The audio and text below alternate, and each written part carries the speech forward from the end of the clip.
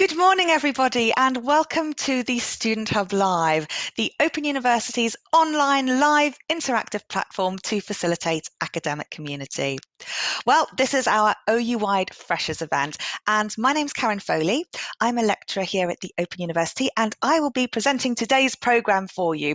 We've got all sorts of wonderful things in store for you today. If you're a new student, which I know many of you are, we're going to show you all around the virtual learning environment, show you what tutorials look like, talk to some tutors and find out how to make the most out of your relationship with your tutor.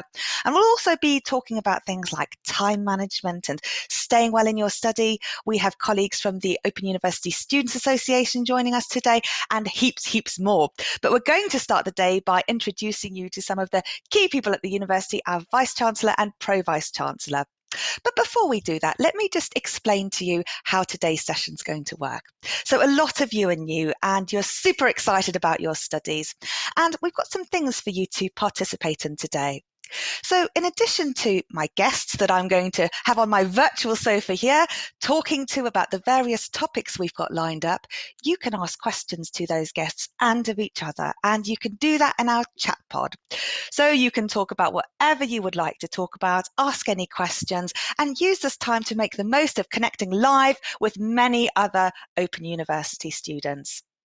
Just don't disclose any personal information on the chat, and if it feels a bit too much, because this is your time, you can turn the chat off. There are different interfaces that you can use, so you can make that chat smaller or bigger, or just watch the video stream. It's really important that you think about how you're using your time today and make the most of it in a way that's right for you. Don't feel obliged to do any more than you would like to. If you'd like to make the most of talking to people in the chat, and remember that all of the video will be recorded for you to catch up on later, you can do so. And if it moves too quickly, there's a little pin button at the top of the chat. Now, moderating the chat and asking all your questions to our live panel is the wonderful HJ, who was an OU student but is now captured on our social media hot desk. HJ, how are you? And more importantly, how is everybody at home? I'm really good, thank you, Karen, and I'm so excited. There's so many people in the chat today, which is absolutely amazing. A lot of people introducing themselves and doing loads of different modules. So I have to say, though, James is very much the early bird, being here at 8:21. I think James has been very excited for this, maybe even more than me. But a lot of people are very excited and happy. Fiona says, happy Monday. What a positive start to the week, which I absolutely agree.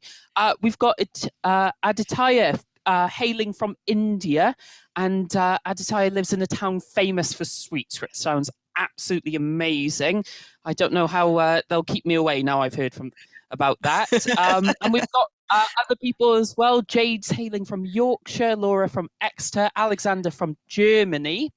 And we're studying all sorts of modules as well. So Peter's studying childhood and youth. William's doing A113 revolutions, which sounds fantastic. And Malcolm seems to be doing the sports apprenticeship, which sounds amazing. I heard it's a great program. But same as normal, anything goes in the chat. So just any thoughts, comments, or questions, our fantastic guests would love to hear it. And me being the typical not very organized student, if you have any fantastic study tips that you found useful or things that you're trying out, I want to know, and I'm going to put them on the board next to me so I can try out this academic year. But if you need any help, we've got a little help tab as well. That's for anything technical, but don't be afraid to say hello. Let us know what you're studying. And yeah, we're looking forward to today. Thank you, HJ. Well, I'm delighted you've got a whole range of things there. I can see some to-do lists. We might tackle some of those in our time management section later, but wonderful to hear from you. We have people all over the globe and all over the UK. In fact, Liz, Tim and I were just saying that some of us are in Wales, except for Tim, who is near Milton Keynes. But let's see where everybody at home is right now. So we've got over 275 people logged on live right now, and you can see here that we've got some in Europe, some all over the globe, Africa, in the Middle East, Asia, etc. Not too many in Wales, but that's because we haven't filled in the word cloud, the widget as well. And you can also fill in our word clouds and let us know what you're most excited about, what you're worried about, and how you're feeling right now. And we'll take a look at some of your responses to that. Don't forget, when you fill those in, you can also see what everyone else at home says. Plus, if you can only think of one or two things, that's absolutely fine, but you do need three things in the box, otherwise your results won't submit. So just put a full stop or cross in there, and then you can see what everyone else says. And welcome those of you who are just joining. We've got over 350 OU students with us online right now, so a very, very warm welcome to you.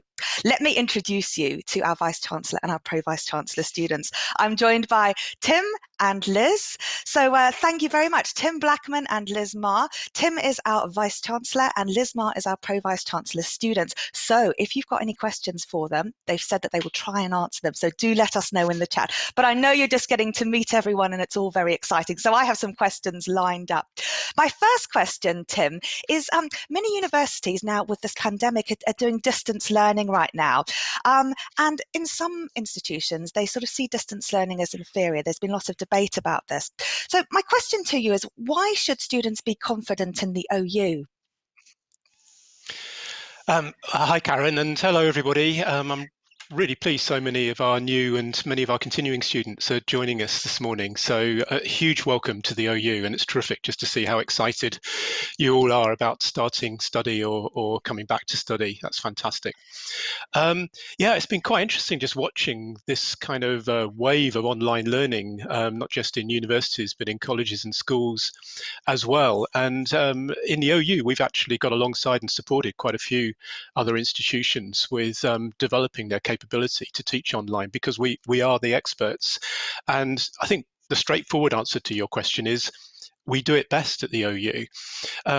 Much of the online learning that we're seeing developed elsewhere in the sector is basically reversioning face-to-face teaching for online, but we design online from scratch. And I think our secret of success is that we build in the whole learning process as part of the design of the course. So it really scaffolds the students' learning, takes them through step by step, gives them plenty of opportunity for feedback, taking quizzes and so on, uses multimedia, so it's interesting and engaging. And we've also got our analytics in the background, so we can see where students are having some trouble with a topic, and we can actually go in there and fix that. So that's incredibly sophisticated stuff, but it's all about getting alongside our students and helping them to learn successfully. And we design that in right from the start. And then, of course, on top of that, we have our fantastic associate lecturers who get alongside with the tutorial support, the group tuition. So the model is pretty unique. It's incredibly successful, and I think it's a quality that's just unmatched elsewhere in the sector. Thank you, Tim. No, you're absolutely right. And I think that range of modalities is so important. So many universities are just thinking about how we can deliver lectures. And as you say, it's that interaction between video and text and audio that make it so stimulating, isn't it? Absolutely. And we're always working on that too. We're always looking for student feedback. We're always doing research on this. So we're getting better and better at this all the time, and always looking at it from a student perspective. You know, what works for the student? What's the appropriate technology? How can we help students who may be struggling with a particular topic in terms of coming in and thinking about how we're teaching that? And it's really great too when we get peer-to-peer learning going on, when you see in our various forums students supporting each other. And if a student's struggling, another student comes in and says, oh, have a look at it from this direction, or have a look at this other source on the web or a textbook. You might sort of learn it better by looking at it that way. Everybody's got a slightly different way of learning, and when you see the students supporting each other with that, it's absolutely amazing. It is. And I think that's what's going on in the chat right now. So many students are getting together saying, oh, I hadn't looked at it from that perspective. I'm feeling the same as you are. Right. And there's something wonderful about sharing those experiences. Yeah, Absolutely. that's a lovely segue into your role, Liz, because you're PVC students, and one of the key things in your role is that dialogue between the university and the students. So can you tell us a little bit about how you go about doing that? How do you include student voice, as Tim says, in the learning for students to make it better? Oh, thanks, Karen, and good morning to you, and good morning to everybody who's joined us. And just to follow up a little bit on what Tim was saying, I think it's quite remarkable that I would suspect that the Open University is the only one where its new students are able to listen to and ask questions of the Vice Chancellor and the Pro-Vice Chancellor on the very first day. So I think that makes us pretty unique and very supportive. As you know, Karen, I myself was a mature student, and I started studying with the Open University when my daughter was really, really small. So I know exactly what it's like. And what the challenges are. And I joined a face-to-face university, and I kind of just lived with the problems. It never occurred to me that I might be able to challenge them. So when I became an academic, what I really wanted to do was to make sure that people like me and others were able to succeed and enjoy their studies without all of the barriers that get created by life. And other things. And so this is where student voice comes in. It's absolutely critical for us to be able to hear the experience of our students. And this is just one way in which we can get that student voice to feed back to us about what people are interested in, what excites them, what worries them. But there's lots of other ways that you can do it. So we have lots of feedback mechanisms where we want students to talk to us about how they're feeling, what's working for them, what isn't working for them. We have lots of consultation panels. We've got representation on our committees. So we want to involve students at every level and in everything that we do, because the student experience, what you experience as a student, is better than anything I can do or say, because I don't know what it's like. I don't know what it's like to have a disability and to study. I don't know what it's like to live in a remote. Well, actually, that's not true. I am in a fairly remote community at the moment, and my broadband is holding out. But there are occasions where technology gets in the way. So we really need to hear from students about what works for them, what doesn't work, what we could do better. And that's what really my role is about. It's about listening to that voice, hearing it, understanding it, and then feeding that back into the university so that we can enhance the student experience. What we want is successful students and happy students. You tell us how we can help you succeed and what will make you happy. Brilliant. Now, some of these questions are very simple. What we can do to make you happy. So Liz and Tim have both designed some word clouds that we would very much like you to fill in at home. Liz, what are the questions that you would most like to know from everybody here today? Okay, so my first question, and I hesitated over this a little bit, was what are the things you're worried about? And the reason I hesitated was because I went on a fear of flying course a few years ago because I was really scared of flying. And we started off the session with a psychologist asking us what we were afraid of. And somebody said something, I think I hadn't thought of that one, and I added it to my repertoire of things to be afraid of. So my worry is that if I ask you what you're worried about, you'll all say, oh, I'd not thought of that. I'm going to worry about that as well. But actually, sharing those worries is a way of kind of recognizing that everybody is nervous about the same things. And actually, it's probably not necessary to worry. But until you tell me what you're worried about, when you tell me rather, then I can reassure you. But I also want to know what you're excited about. Let's see how everyone's feeling. Okay, so let's take the first screenshot and see how everyone is feeling right now. So this was one of the things that came through right at the start of the session, just before we went on air, and people were feeling a range of things. Excited was the thing that was most prominent here, but people also feeling nervous, anxious, unsure. So this is before we went live, and you got to see what a lovely bunch we all are here at the Open University. Some people are full of cold, some people need coffee, others are engaged, eager to start, feeling wonderful, enthusiastic, keen to learn, and overwhelmed. Well, I hope that we can make you certainly feel a lot more happier, more relaxed, and more informed about what an exciting journey you're going to get into. So, Tim, one of the things I did want to know about is we'll come back to those in just a second. Lots of people know a lot about their module. We've been asking students what they're studying, and they're studying a whole range of things here. So what are some of the things that they should also know about the Open University? Because as you know, we're so much more than just the modules that students are engaged with. We are, and of course, our students are focused on their modules. But one thing I often say about the Open University is we are much more than a university. We're a whole social movement. If you look at the range of things we do, from the amazing programs we put out on the BBC, TV, and radio, to some of the work we do in international development. We have huge programs in Africa that are helping to train teachers and healthcare workers, helping to educate girls. We've done a huge amount during the COVID crisis to get our free courses out there that will help people who are facing unemployment or furlough to reskill, upskill, think about a career change. So we've got so many. The remarkable thing about the Open University is we're so multi-channel. We're doing things through just about every digital channel you can think of. And a lot of it is free, and the rest of it is, for example, a lower fee than elsewhere in the sector. And we do our best to widen access across the whole range, whatever type of learner you are, whatever type of learning you want. We're about essentially universal higher education.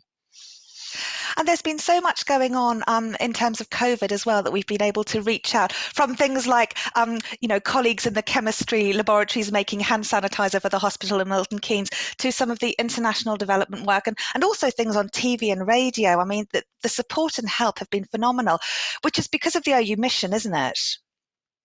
That's right. And we're the only university in the country that has in our charter not just providing great courses and doing great research, but actually serving the educational well-being of society at large.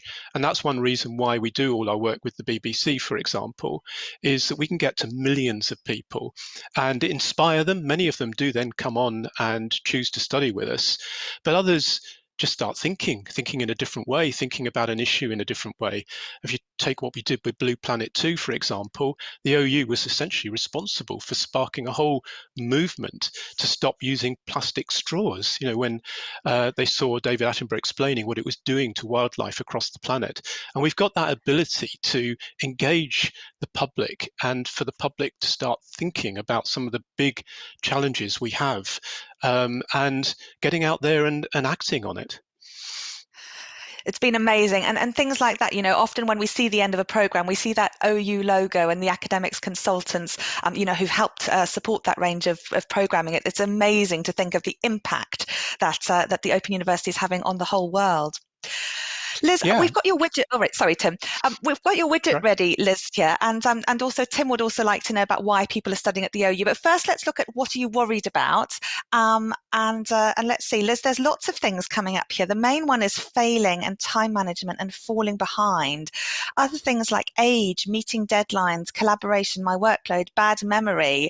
Can I do it? Low grades, writing essays, planning time, studying full time, limited vocabulary, feeling isolated. Liz, there's lots and lots of worries here. How do you react to this? I'm thinking, oh my goodness me, what can we do? Actually, my answer is, first off, don't worry. We're here to help. So anything that you are worried about, you talk to your SST, you talk to your tutor, you talk to each other in forums, help each other, reassure each other, engage with the Students' Association. There are lots of things there are lots of worrying things in there, and I was slightly disturbed to see failing quite high in the list. You are not going to fail, believe me. Get the time management right. Keep up to date with your study skills. Make sure you track with your reading. You will be great. The thing is to enjoy it. Don't let the worries get in the way of what you need to do. You've done the hard bit. You've signed up. You've joined. You're starting to get your materials. You're starting to study. Embrace it. Enjoy it. Don't worry about the things that are further down the line. You will be fine. But talk to us. Talk to us, Yeah. and we will help you. Absolutely. And we are going to be covering many of these things in today's session. And also at Student Hub Live, we do lots of workshops on things like time management, essay writing, answering the question, etc., because these are very, very common things. So as Liz says, there's heaps of support out there for you. Tim, let's just take a quick look before we wrap up about why people have chosen to study at the Open University. So we've asked them some reasons why they've chosen. And you can see here that the key thing is distance learning and flexibility. And we know from so many areas that flexibility is one of the key things that can be both a huge enabler, but sometimes can be a bit of a hindrance, which is why time management's important. Other people say they're working full time. It offers more guidance. The fees are reasonable. They enjoy the format. It's easier. It's got positive reviews. They've got no qualifications. So there's lots and lots of different things here, but ultimately it seems as if the ability to fit study into life is key. What are your responses to this, Tim? Well, in many ways, there's no surprises there. We know why many of our students study with us, but it's always interesting to see, the new generation coming in and whether anything's changing. We know flexibility is a huge USP we have, and we work hard to get that right, making sure our courses work across all sorts of different platforms, and you can, use them on your mobile phone or on your PC, etc. Mixing when we weren't in the COVID crisis. We had, some of our tutorials are face-to-face, many of them are online. So having that mix of ways that students can engage is very important. But I'm hoping that we also start to see quality up there, because we tend not to push our quality message, because we push a message of being flexible and accessible. But as I said right at the beginning, the quality of our courses and the thought that goes into how they're designed and how we can help students succeed is, I really think, second to none. So I think quality will increasingly be a message we're getting about why we're not just, we're often seen as a second chance university, but an ambition I have for the OU is that we become a first choice university. So Tim, bearing in mind that we're closing now, I just wanted to ask about your day job, and you're talking about this ambition. We've all got massive challenges this year. What's one of your biggest challenges, and what are you hoping to achieve in your day job as Vice-Chancellor? Yeah, well, I think I'm going to mention two things. One is, I've got to have a real concern at the moment about the well-being of our staff and of our students.